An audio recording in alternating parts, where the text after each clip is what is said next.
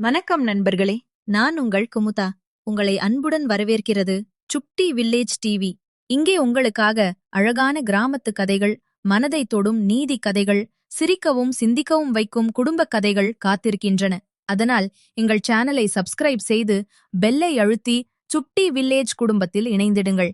வாங்க, இன்றைய இனிய கதைக்குள் போகலாம். ஒருபுறம் கடனை அடைக்க கார்த்திக் உழைத்தாலும் மறுபுறம் மீனாட்சி அம்மாளுக்கும் கவிதாவுக்கும் மனதில் ஒரு தவிப்பு இருந்தது. கவிதா, கார்த்திக் மட்டும் தனியா உழைச்சா அந்த பணக்காரரோட கடனை அடைக்க இன்னும் 5 வருஷம் ஆகும் போலிருக்கே. நாமளும் சும்மா இருக்காம ஏதாவது ஒரு தொழில் செஞ்சு கை நிறைய சம்பாதிச்சா குடும்ப கடனை சீக்கிரம் அடைச்சிடலாம் இல்லையா என்று கேட்டார் மீனாட்சி அம்மாள். கவிதா யோசித்தபடியே, ஆமாங்கத்த, நம்ம கிராமத்து சுவைக்கு நகரத்துல பெரிய மவுஸ் இருக்கு. நம்ம தோப்புல விளையிற மாங்காய், எலுமிச்சம்பழம், தக்காளிய வச்சு நாம ஏன் பாரம்பரிய முறையில மசாலா பொடிகளும் கைமுறை ஊறுகாயும் தயாரிச்சு விற்கக்கூடாது? நல்ல லாபமும் கிடைக்கும் என்றாள்.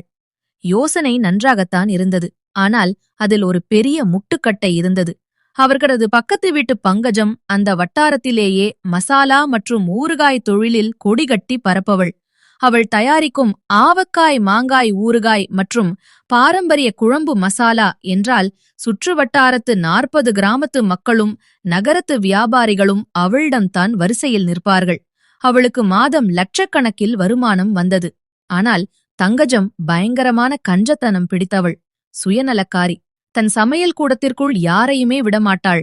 எந்தெந்த மசாலாவை வறுக்க வேண்டும், ஊறுகாயில் எந்த அளவு நல்லெண்ணெய் கடுகு பொடி சேர்க்க வேண்டும் என்ற ரகசிய கைப்பக்குவ அளவு அவளுக்கு மட்டும்தான் தெரியும்.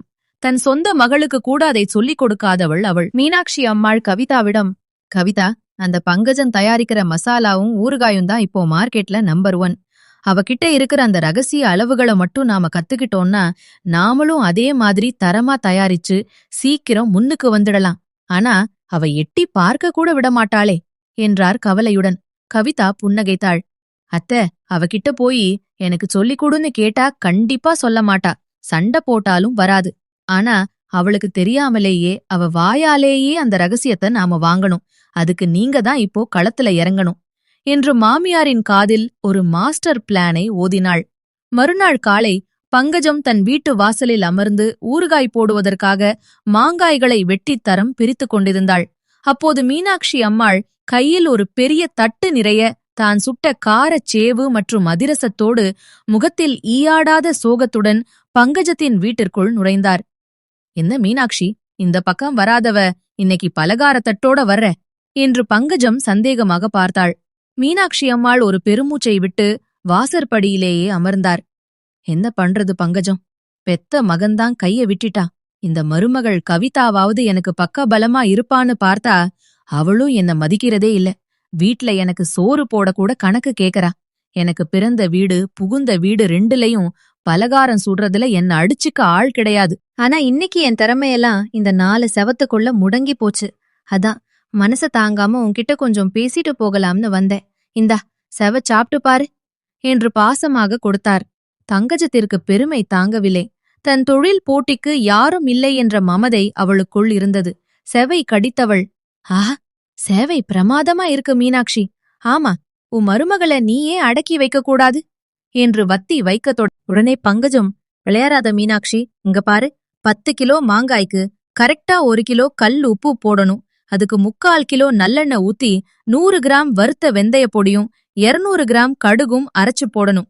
முக்கியமா ஊறுகாய வெயில்ல வைக்க கூடாது, நிழல்லையே வச்சு பீங்கா ஜாடில தான் ஊற வைக்கணும். அதே மாதிரி அந்த குழம்பு மசாலா இருக்கே, அதுக்கு மல்லி 3 பங்குனா மிளகா 2 பங்கு தான் எடுக்கணும். அதுல விரலி மஞ்சளையும் சுருள் பட்டையையும் லேசா நெய்ல வறுத்து அரைச்சாதான் அந்த மணம் வரும். இதெல்லாம் உனக்கு தெரியுமா என்று ரகசிய கணக்கு முழுவதையும் படப்படவென கொட்டிவிட்டாள். பக்கத்து அறையின் ஜன்னல் ஓரமாக போனில் வாய்ஸ் ரெக்கார்டர் ஆன் செய்து மறைந்திருந்த கவிதா பங்கஜம் சொன்ன ஒவ்வொரு வார்த்தையையும் அளவுகளையும் கச்சிதமாக பதிவு செய்து கொண்டாள். மீனாட்சி அம்மாள் மனதிற்குள் சிரித்துக்கொண்டே, அப்படியா சங்கதி, நிஜமாவே நீ பெரிய ஆளுதான் பங்கஜம், நான் கிளம்புறேன் என்று சொல்லிவிட்டு நகர்ந்தாள். வீட்டிற்கு வந்ததும் கவிதா அந்த ஆடியோ பதிவை வைத்துக்கொண்டு பங்கஜம் சொன்ன அளவுகளை ஒரு டைரியில் துல்லியமாக எழுதினாள். அத்தை, உங்க நடிப்புக்கு ஒரு தேசிய விருதே கொடுக்கலாம். பங்கஜம் தன் பிசினஸ் ரகசியத்தை மொத்தமா கொட்டிட்டா என்று பாராட்டினாள். அவ என்ன பெரிய ஆளு? நம்ம கார்த்திக்கோட கடன் அடைக்க நான் என்ன வேணா செய்வேன். சரி, அடுத்து என்ன பண்ணலாம் என்று கேட்டார் மீனாட்சி அம்மாள். கவிதா சொன்னாள், அத்த, அவ சொன்ன ஃபார்முலா கரெக்ட் தான். ஆனா நாம அதைவிட ஒரு படி மேல போகணும். அவ நல்லா சமைக்கிறா, ஆனா பேக்கிங் சரியில்லை. கெமிக்கல் சேர்க்கிறா, ஆன்லைன்ல விற்க தெரியாது. நாம எந்த ஒரு கெமிக்கலும் இல்லாம சுத்தமான மரச்செக்கு நல்லெண்ணெய் வச்சு மீனாட்சி அம்மாள் கைமணம் என்கிற பேர்ல தரமான கண்ணாடி ஜாடிகள் அடைச்சு டிஜிட்டல் மார்க்கெட்டிங் மூலமா நகரத்துல இருக்கிற பெரிய பெரிய சூப்பர் மார்க்கெட்டுகளுக்கு சப்ளை பண்ண போறோம் என்றாள். அடுத்த 2 வாரங்களில் கார்த்திக்கின் உதவியோடு வீட்டின் ஒரு பகுதியில் மசாலா அரைக்கும் இயந்திரமும் ஊறுகாய் கூடமும் அமைக்கப்பட்டது. பங்கஜம் சொன்ன அதே துல்லியமான பாரம்பரிய பக்குவத்தில், ஆனால் இன்னும் சுத்தமாக, மீனாட்சி அம்மாளின் நேரடி மேற்பார்வையில் மசாலாவும் ஊறுகாயும் தயாரானது. கவிதா அதை அழகிய ஜாடிகளில் அடைத்து முறைப்படி உணவு பாதுகாப்புச் சான்றிதழ் பெற்று சமூக வலைத்தளங்கள் மற்றும் அமேசான் போன்ற தளங்களில் விற்பனைக்கு ஏற்றினாள். 3ஆம் மாதம் பங்கஜத்தின் கடைக்கு வந்த பெரிய நகரத்து வியாபாரிகள் பலர், பங்கஜம்மா, உங்க ஊறுகாய விட பக்கத்து வீட்டு மீனாட்சி அம்மாள் ஊறுகா ரொம்ப ஃப்ரெஷ்ஷா, கெமிக்கல் இல்லாம இருக்கு. மசாலா பொடியும் நல்ல மணமா இருக்கு. விலையும் நியாயமா இருக்கு. பேக்கிங்கும் சூப்பரா இருக்கு. ஆன்லைன்லயே ஆர்டர் பண்ணா வீட்டுக்கே வந்துடுது. இனிமே எங்களுக்கு அவங்க பிராண்டு தான் வேணும் என்று கூறிவிட்டு நகர்ந்தனர். பங்கஜம் அதிர்ச்சியடைந்து ஓடி வந்து மீனாட்சி அம்மாளின் வீட்டை பார்த்தாள். அங்கே நூற்றுக்கணக்கான மசாலா பாக்கெட்டுகளும் ஊறுகாய் ஜாடிகளும் லாரியில் ஏற்றப்பட்டு கொண்டிருந்தன. கார்த்திக் வியர்வை சிந்தி அந்த வேலைகளை பார்த்து கொண்டிருந்தான்.